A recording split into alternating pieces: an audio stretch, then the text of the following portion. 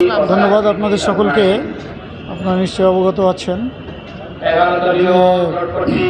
July August 24-এর ঐতিহাসিক গণবিপ্লবের মধ্য দিয়ে প্রায় 2000 জন ছাত্র জনতার রক্তের বিনিময়ে প্রায় 40,000 ছাত্র শ্রমিক জনতার প্রভুত্ব বরণের মধ্য দিয়ে আমরা 12ই ফেব্রুয়ারি একই সাথে জাতীয় নির্বাচন এবং বিভিন্ন সংস্কার সাধনের জন্য এক গণভোটের যে ব্যবস্থা করা হয়েছিল তাতে অংশগ্রহণ করেছিলাম।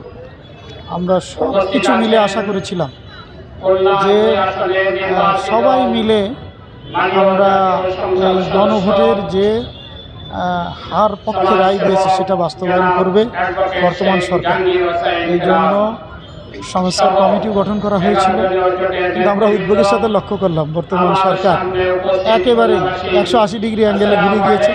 তারা স্বাক্ষর করার পরেও তারা যে প্রতিশ্রুতি দিয়েছিল সেই দাবি তারা মানছে না, যার ফলশ্রুতিতে আমরা বলেছি আমাদের এই ন্যায্য দাবির পক্ষে আমরা সকলকে বোঝানোর চেষ্টা করব। আমরা সংসদের ভিতরে বাইরে সকল জায়গায় আমাদের দাবি দেওয়া আদায়ের চেষ্টা করব। আমরা গণসংযোগ করব। পাশাপাশি যদি বর্তমানে সরকার এই গণভোটের রায়কে মানতে না চায় তাহলে আমরা রাজপথে আমাদের ন্যায্য দাবি আদায়ের জন্য আন্দোলন সংগ্রাম অব্যাহত রাখব।